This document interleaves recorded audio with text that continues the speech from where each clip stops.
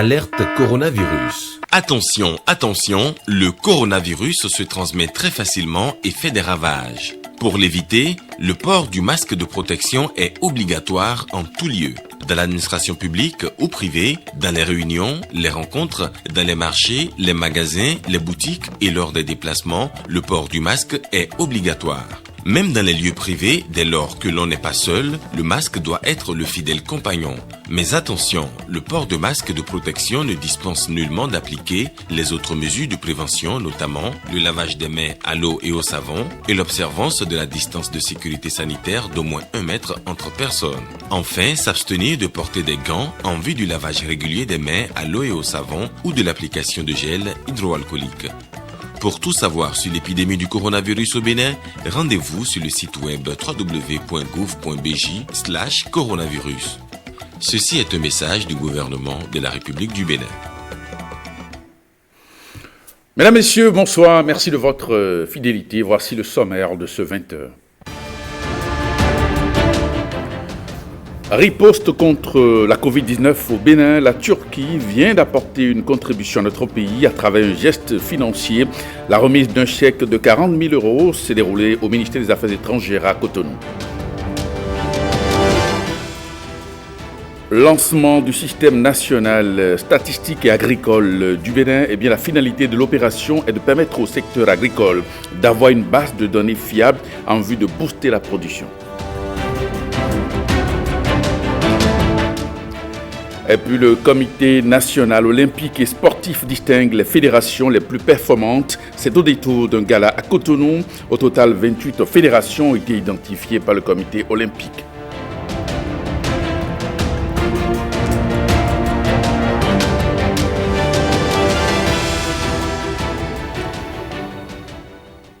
Et puis je reçois au cours de cette édition 2 invités, le directeur général de la SBE, M. Jacques Paradis, bonsoir. Bonsoir. Et puis en face de vous, votre directeur régional littoral, M. Roger Bégan. En fin de semaine, vos installations dans la zone aéroportuaire ont été éprouvées. Fort heureusement, la situation est sous contrôle. Vous êtes là pour nous donner les explications et surtout rassurer votre clientèle. Avant de vous donner la parole, on passe au journal d'abord. La Turquie approuve les réformes en cours au Bénin. Elle s'est engagée à soutenir le gouvernement béninois. C'est ce qui ressort des 3e consultations politiques entre les 2 pays. Voyons le reportage signé Jérôme Francis Faton. Les 3e consultations politiques sont le signe évident de la vitalité des relations de coopération entre les 2 pays. Tout est organisé par visioconférence en raison de la pandémie du coronavirus.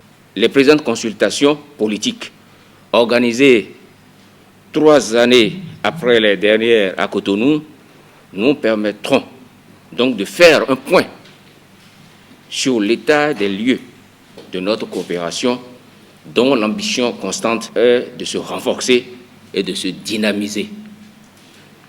Dans cette perspective, et afin de rendre fructueuses les discussions sur les différentes thématiques retenues d'accord partie dans l'élaboration de l'agenda de ces travaux, il est apparu pertinent pour le ministère d'inviter à ce moment d'évaluation les ministères sectoriels et structures nationales techniques concernés par les volets de notre coopération. Les voyages du président Patrice Talon en Turquie en décembre 2016 et en septembre 2018 ont permis de déterminer de nombreux domaines de coopération. Dès lors, les réformes entreprises pour la transformation structurelle de l'économie et la gouvernance au Bénin sont suivies de près et font aujourd'hui l'objet d'une admiration particulière par Ankara. Nous soutenons vraiment les efforts du gouvernement béninois pour cet effort dans la transformation structurelle de son économie et de ses infrastructures, ainsi que les réformes engagées dans tous les domaines. Sachez que le Bénin est un partenaire important de la Turquie dans la sous-région. Ça, il faut vraiment le noter, Excellence. Et sachez que nous sommes prêts à développer davantage notre dialogue avec votre pays. Je pense que nous devons vraiment utiliser les mécanismes dont nous disposons déjà et tenter de créer de nouveaux mécanismes. là où nous ressentons la nécessité. Nous sommes prêts donc à vous écouter, à écouter vos propositions en la matière. La délégation au niveau politique. Et la visite du président Erdogan au Bénin est vivement souhaitée de l'autre côté. Dès qu'on pourra dépasser ce problème de pandémie, la visite au Bénin sera dans le programme de notre président. Ça, nous l'assurons parce que même en 2019, on a essayé de programmer, mais on n'a pas pu. Donc, sachez que notre président souhaite venir au Bénin. Ces consultations politiques régulières vont également ouvrir d'autres pistes de coopération avec plusieurs ministères et institutions concernées. On reste également sur cette coopération agissante et dynamique, et c'est dans ce contexte que la Turquie vient une nouvelle fois d'apporter sa contribution au Bénin dans sa lutte contre la propagation du coronavirus. Eh bien, un chèque de 40 000 € a été remis aux autorités béninoises cette fin de semaine. Marcel Arrossi. 40 000 € à l'ordre du ministère de la Santé. La Turquie donne un nouveau coup de pouce au Bénin dans le cadre de la lutte contre la pandémie du coronavirus, désormais un défi pour toute l'humanité. Nous suivons depuis le départ les efforts du Bénin contre la Covid-19. J'ai suivi à quel point ça a été traité avec sérieux sous la supervision du président de la République. Et j'ai aussi assisté aux travaux dans tous les groupes avec les PTF, notamment avec l'OMS. Et donc dans ce cadre-là, j'ai recommandé à mes autorités de faire un appui. Ces 27 millions de francs CFA environ complètent le don de 1000 masques et de 450 bouteilles de gel hydroalcoolique effectuées par l'Agence turque de coopération et de développement. Ces différentes démarches de solidarité illustrent bien la bonne qualité de nos relations d'amitié et de coopération, et c'est avec satisfaction que le Bénin note la tenue de cette cérémonie à la veille de l'organisation de la 3e session des consultations politiques entre les ministères des Affaires étrangères des deux pays. Juste après cette cérémonie, voici Aurélien Agbenossi en compagnie des créateurs de mode qui lui apportent 1000 masques pour lui et pour ses collaborateurs. C'est pour donner aussi un signal pour nos représentants qui sont hors du Bénin, pour attirer également leur attention, pour dire plus que jamais le port du masque est devenu obligatoire, et aussi que le Bénin peut fabriquer également les masques. Une démarche qui va au-delà du symbole. Je vais faire parvenir au moins une dizaine à toutes nos ambassades. Pas seulement en utilisation, mais aussi en exposition, en display, pour dire voilà, les créateurs du Bénin ont aussi pris leur part de ce combat, ont pu créer des masques, et sait-on jamais, certains des pays peuvent dire mais nous voulons commander des masques au Bénin. Et c'est notre rôle aussi. En finissant, il promet que le gouvernement sera attentif à établir des partenariats avec le secteur d'activité pour mieux les mettre en évidence. Et on parle d'autre chose maintenant dans cette édition. Des unités d'identification des personnes seront bientôt installées dans les communes par l'Agence nationale d'identification des personnes. Objectif déconcentrer les services de l'ANIP et faciliter l'accès de ces populations, de ces prestations donc à la population. En prélude à ces implantations, les responsables de l'agence ont tenu à Boycon une séance d'imprégnation. Emerida Kwesodo. L'Agence nationale d'identification des personnes, ANIP, s'occupe des problèmes liés à l'état civil des Béninois, délivrance de souches, régularisation d'actes de naissance et autres. Des citoyens viennent d'un peu partout du territoire national pour bénéficier de ces services à son siège à Cotonou. Pour réduire les distances et faciliter l'accès aux prestations de l'ANIP, il est prévu dans les jours à venir l'installation des unités communales d'identification des personnes. En effet, l'accès aux prestations de l'ANIP à faible coût de déplacement est un droit pour chaque citoyen.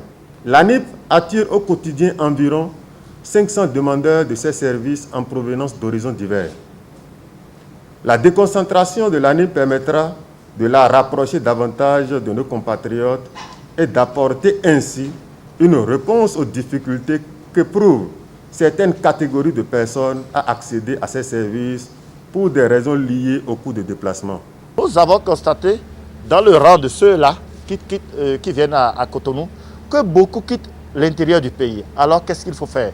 Il faut bien sûr se rapprocher de nos populations un peu plus reculées pour leur donner aussi une satisfaction. C'est dans ce cadre donc que nous sommes ici pour voir dans quelle mesure, de façon transitoire, lancer 22 communes pour pouvoir décentraliser l'opération LANIP afin de donner les mêmes chances aux citoyens qui font les tracasseries, qui viennent jusqu'à Cotonou. Cette séance est un creuset d'échange avec les autorités préfectorales et communales concernées sur la mise en place de ces démembrements de l'ANIP. Elle vise à mieux faire connaître la structure et ses prestations. Nous autres administrateurs de ces structures, je veux nommer les départements, les communes, il serait quand même important que nous soyons imprégnés du fonctionnement de ce service et quel est notre rôle, le rôle que nous devons jouer dans la mise en place effective de ces structures pour qu'elles soient vraiment au service des populations. Dans le zoo, c'est Abomey et Kovet. Voilà les deux communes qui sont retenues. Et dès que ça va être prêt, vous allez voir qu'au lieu que les populations qui ont de ces petits problèmes aillent à Cotonou, elles se rendent dans ces communes-là et elles seront satisfaites.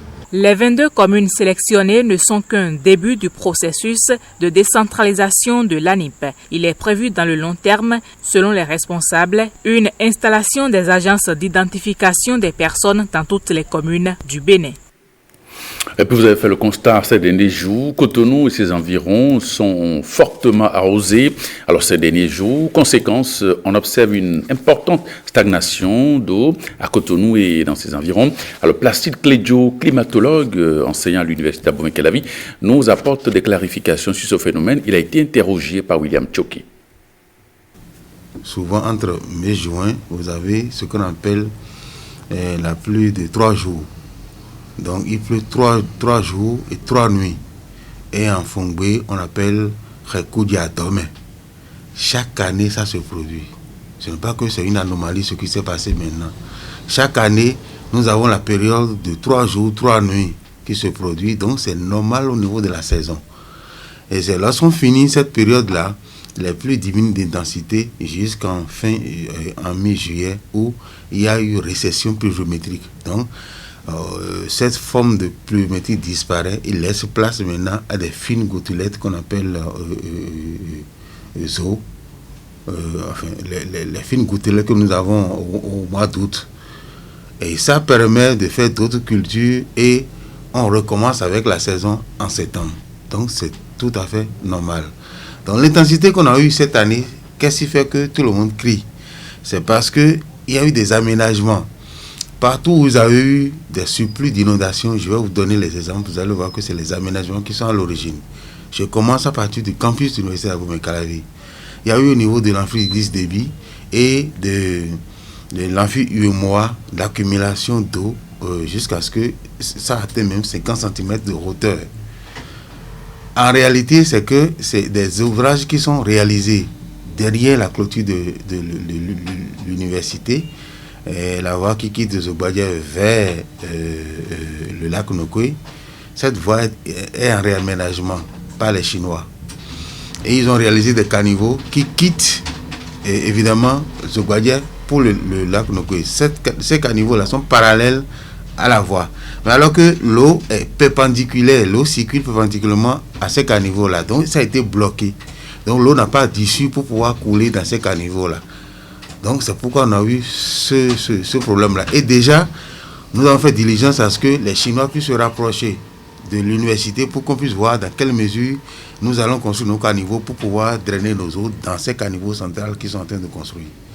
Le deuxième élément, vous avez la ville de Calavi même qui est inondée, tout le monde en parle, c'est que les inondations que vous avez à Calavi, en dehors des dépressions fermées que nous avons, à Calavi nous avons des dépressions fermées. Donc c'est des cuvettes en fait qui ne font pas circuler l'eau. En dehors de ça, la voie de Ouedo qui est inondée là n'est pas due à la quantité de pluie ou bien à l'inondation telle qu'on est en train de dire là. C'est parce que les caniveaux, les systèmes de canalisation actuels sont bouchés à cause de la voie qui est en aménagement. Donc il y a d'autres caniveaux qui sont prévus pour collecter les eaux et c'est bien dimensionné. Mais ces caniveaux ne sont pas encore réalisés. C'est pourquoi actuellement, les eaux, en quittant la partie la plus élevée, arrivées à ce niveau-là, les eaux n'ont plus d'issue et ça se répand sur la voie. Je l'annonçais en début d'édition, j'ai deux responsables de la Société béninoise d'énergie électrique en plateau pour nous expliquer les coupures constatées ces derniers jours dans la zone aéroportuaire. Cela est certainement lié à une panne de secteur ou de réseau. Alors, Monsieur Roger Bégan, vous êtes le directeur régional littoral. Alors, qu'est-ce qui s'est passé dans cette zone-là? Bonsoir, monsieur le journaliste. Bonsoir, chers téléspectateurs. Effectivement, le vendredi passé, aux environs de 19h, nous avons enregistré une perturbation sur la ligne moyenne tension qui dessert Djomé-Rontin. Je voudrais parler des localités de Pays-Bas, de l'école Montaigne, de l'ambassade du Japon, de l'ambassade de Chine, la Banque mondiale, les 10 villas présidentielles, etc. Nous avons dépêché aussitôt notre équipe technique qui a allé faire la reprise d'alimentation. Et on a constaté que la panne se situe entre l'ambassade de la Chine et l'ambassade du Japon. Donc pour faire ce dépannage, il faut casser la nouvelle route qui est en train d'être faite, ce qui n'est pas possible. Donc ça, c'est la première difficulté. Nous avons une seule option, celle d'alimenter la zone que je viens de citer à partir du poste de Revan. L'équipe s'est dirigée là-bas, on a fermé le circuit, on a constaté un déclenchement. Ça veut dire que la ligne est encore en défaut. Notre camion de détection de panne est actuellement en réparation. Donc la seule option que nous avons à ce niveau-là aussi, c'est de creuser. Creuser le long du câble qui quitte Erevan vers l'ambassade des Pays-Bas. Nous avons creusé toute la nuit jusqu'au samedi matin. On a trouvé 3 boîtes défectueuses. On les a remplacées. Aux environs de 11h midi, on a refermé le circuit. Il y a encore déclenchement. C'est à partir de cela que j'ai décidé de remplacer tout le circuit, tous les câbles, depuis le poste de Revan, en passant par le poste de 3S. Le nouveau poste, le premier nouveau poste est posé dans le cadre du boulevard La Marina, le deuxième poste aussi, et le poste de Pays-Bas. Si vous comptez, ça fait 5 postes. Vous voudrez bien réajuster votre... Merci beaucoup, monsieur le journaliste. Oui. Merci. Donc, on a essayé ce jour-là, ce samedi, de remplacer les nouveaux câbles entre les 5 postes que je viens de vous citer. Ça a pris du temps. Et quelle est la situation en ce moment? Aujourd'hui, tout est rétabli. Depuis samedi 0h, tout est rétabli. Donc, c'est pour vous dire que nous avons une série de difficultés. Je voudrais revenir sur la zone d'asphaltage où il y a des fourreaux, où avant de faire passer les nouveaux câbles, ça a été la croix et la bannière. Finalement, cela a été fait. Donc voilà ce que nous avons fait au cours de cette perturbation. Et j'avoue que la situation est rétablie définitivement. Aujourd'hui, au niveau de la zone Erevan jusqu'au niveau du Pays-Bas, de l'ambassade du Pays-Bas, nous avons un réseau neuf qui est définitif. Nous avons préféré opter pour cette solution définitive que de remplacer les boîtes de jonction chaque fois qui vont nous poser de problèmes à l'avenir. Et avec l'accord du DG, nous allons entreprendre, à partir de lundi prochain, nous allons entreprendre de remplacer les anciens câbles le long de la route qui est en train d'être construite. Je voulais parler du boulevard La Marina. Nous allons remplacer les anciens câbles depuis Erevan jusqu'au niveau du port. Et ça, c'est la deuxième étape. Donc, il y aura de petites coupures. Nous profitons pour déjà présenter nos excuses pour les désagréments aux clients concernés. La troisième étape maintenant, c'est le remplacement des équipements électriques. Je voulais parler des cellules interrupteurs, des cellules protecteurs et des disjoncteurs. Donc, si on finit avec la dernière étape, vous verrez qu'il y aura une stabilité dans la fourniture de l'énergie électrique dans cette zone-là. D'accord. Alors, Monsieur Jacques Paradis, vous êtes le directeur général de la SBE. vos installations, est-ce qu'il faut chercher aujourd'hui à les moderniser, parce que là, le caractère obsolète de ces installations aussi vous expose à ces pannes répétitives. Quelles sont les perspectives aujourd'hui pour votre entreprise en cette matière? Il faut mentionner que il y a déjà en cours plusieurs projets qui sont justement été conçus par des experts et beaucoup de bailleurs de fonds qui participent à ces ajouts d'équipements-là pour justement permettre une meilleure desserte, permettre de pouvoir boucler de ce que j'appellerais, nous, en termes techniques, boucler des zones. Donc, ça permet de pouvoir alimenter de deux façons les clients. Et aussi pour augmenter le nombre de clients, améliorer dans certaines zones les équipements qui ne sont pas nécessairement adéquats. Donc, il y a énormément de projets. Et bien sûr, ça ne veut pas dire qu'on va tout couvrir, tout corriger, parce qu'il y a encore beaucoup à faire, mais disons que actuellement, la situation, il y aura beaucoup de projets qui vont être réalisés, beaucoup de mises en service qui auront lieu au cours des 2 prochaines années. Et d'ici là, il faut bien sûr vivre avec certains désagréments, parce que lorsqu'il y a des orages électriques, il y a des perturbations. Lorsqu'il y a des entrepreneurs, il y a beaucoup de travaux actuellement dans la ville de Cotonou. Et malheureusement, parfois, comme disait M. Bégan tout à l'heure, il y a des câbles qui sont piochés. Et à ce moment-là, il y a des interruptions de service. Nous, on doit intervenir pour corriger. Mais comme le Cotonou est en progression du côté des aménagements et tout ça, donc on participe activement à faire en sorte de suivre l'évolution de la ville de Cotonou pour l'amélioration des citoyens. Alors, un mot pour assurer la clientèle, très rapidement. On a un leitmotiv actuellement à la SB2E, c'est d'améliorer vraiment. Le client est au cœur de nos préoccupations. Donc, on met en place, il y a 2 éléments, c'est les infrastructures dont on vient de discuter, mais aussi toute la partie des ressources humaines. Donc, on veut à l'intérieur de la société vraiment mettre en place cette mentalité de personnes qui seront au service des clients. Donc, déjà, on a mis beaucoup de choses. Vous voyez, tout ce qui a été mis dernièrement, un nouveau règlement de service. Lorsqu'il y a eu la pandémie du COVID, on a arrêté les coupures pour pas déstabiliser l'ensemble de la population. Donc, vous voyez, mais c'est bien sûr qu'on ne peut pas du jour au lendemain corriger ou améliorer l'ensemble du service électricité. C'est énormément d'investissements, énormément de projets. Mais je pense que le gouvernement a mis beaucoup d'efforts et en met encore pour trouver l'ensemble des investissements. Et nous, on accompagne bien sûr le ministère de l'Énergie et le gouvernement à faire en sorte qu'on puisse améliorer l'ensemble de la desserte du côté de la population globale du Bénin. Merci, messieurs, merci à vous de nous apporter ces précisions sur votre entreprise et les efforts que vous comptez engager pour moderniser ces entreprises et satisfaire donc vos clients. On enchaîne donc avec la promotion du secteur agricole qui constitue un socle de développement. Eh bien, les responsables du ministère de l'Agriculture ont procédé au lancement du système national de statistiques agricoles. C'était jeudi dernier. Gilles Danso. Les statistiques constituent un important levier dans le système de développement agricole de tout pays. Faire le point de l'existant afin d'envisager les perspectives pour l'avenir, telle est la méthodologie souvent adoptée. Le système national intégré des statistiques agricoles est ainsi au cœur de ces assises qui regroupent les spécialistes du domaine. La FAO y attache du prix. C'est le lieu pour moi de remercier le directeur général de l'INSAE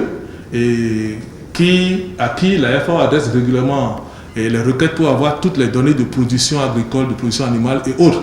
Parce que la règle par pays est qu'on s'adresse à l'Institut de statistique de chaque pays pour avoir les informations.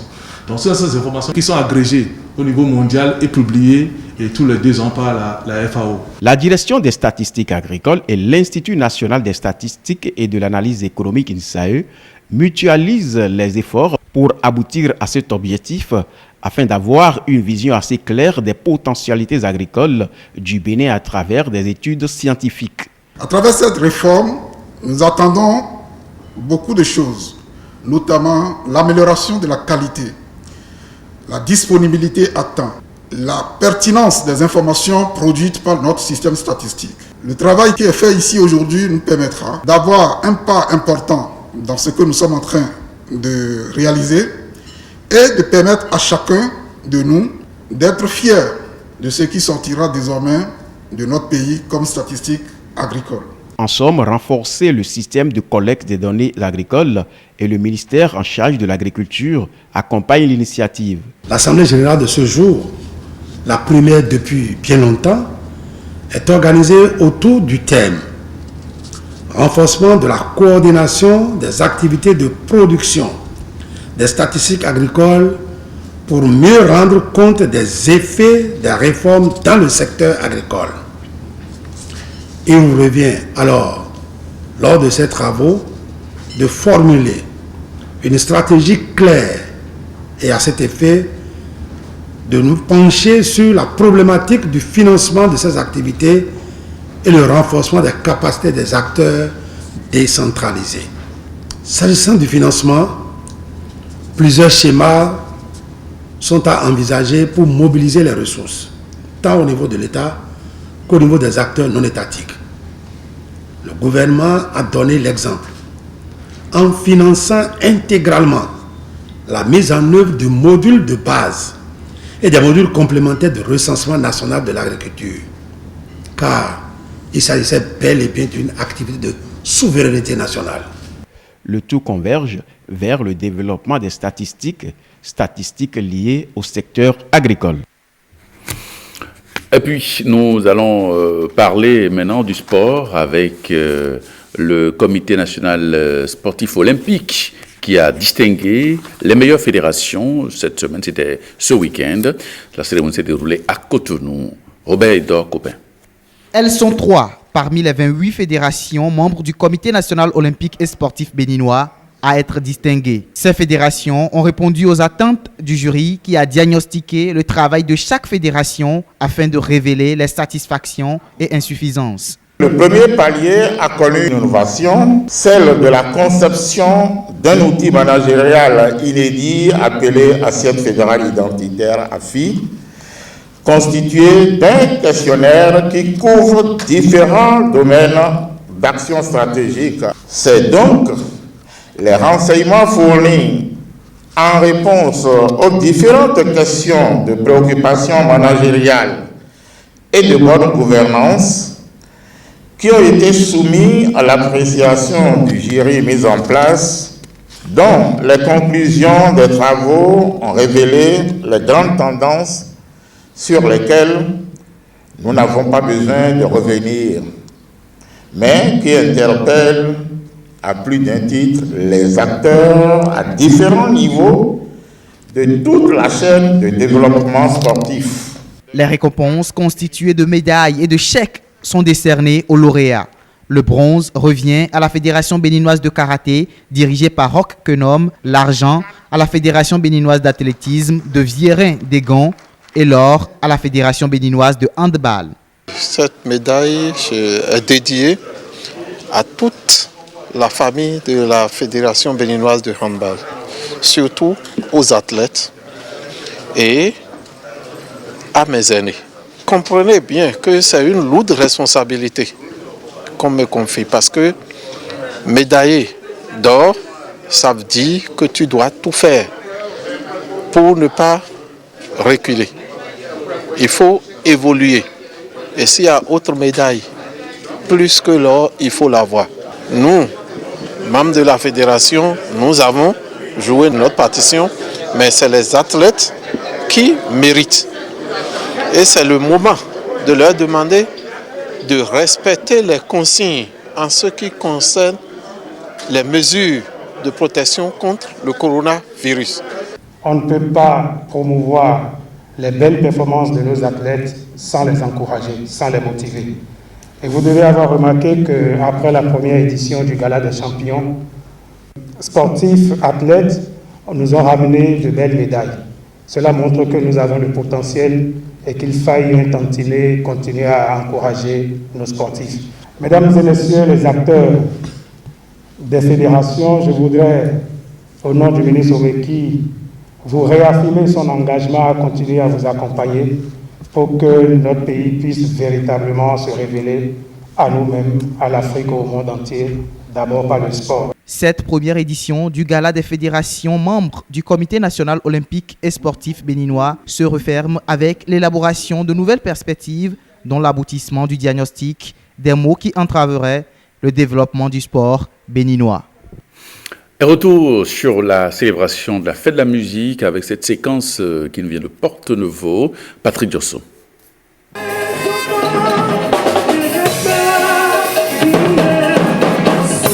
On reconnaît ici le rythme traditionnel kaka modernisé avec des instruments occidentaux. Non pas l'original kaka joué avec gong et bambou, mais un original kaka combiné au rythme gogo. Bienvenue à Porte-Nouveau, à Adjaché, Hogbonou, pour la fête de la musique édition 2020. Les gestes barrières contre le coronavirus Covid-19 n'ont pas empêché que la capitale politique du Bénin vibre au décibel de cette fête, rendue itinérante par l'ANEXMO, l'Agence nationale des événements culturels, sportifs et manifestations officielles. Connus déjà, encore méconnus ou toujours inconnus, artistes et groupes d'artistes se sont succédés ici à Misérité, au siège des arts et de la culture, SAC en abrégé, avec dans leur sacoche les rythmes du terroir. Tenez, du Massé à Djaroun, pour faire la satire sociale.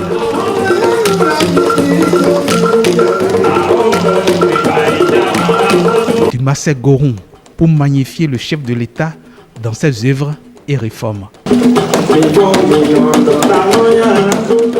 Du Parolais Kotodjan, pour dire aux ralentisseurs de laisser avancer le président Patrice Talon.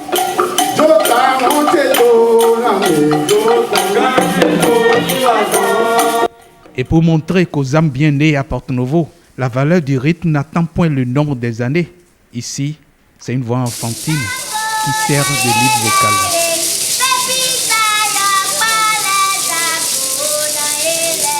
Voici des membres de Adjaché manipulant gong, maraca et castagnette avec art.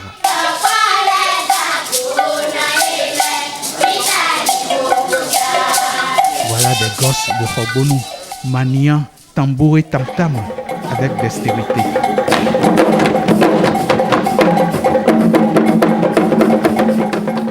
De Porte-Nouveau, la fête de la musique fera le tri vers le septentrion.